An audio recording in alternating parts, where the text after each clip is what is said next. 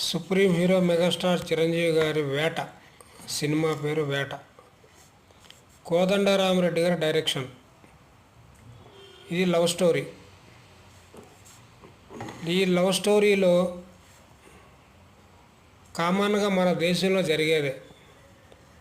ఒక middle class వాడు పెద్దింటి అమ్మాయిని ప్రేమించిన, ఒక లేనివాడు పెద్దింటి అమ్మాయిని ప్రేమించిన ఏదో ఒక కేసులు ఇరికిస్తారు లేదా చంపేస్తారు.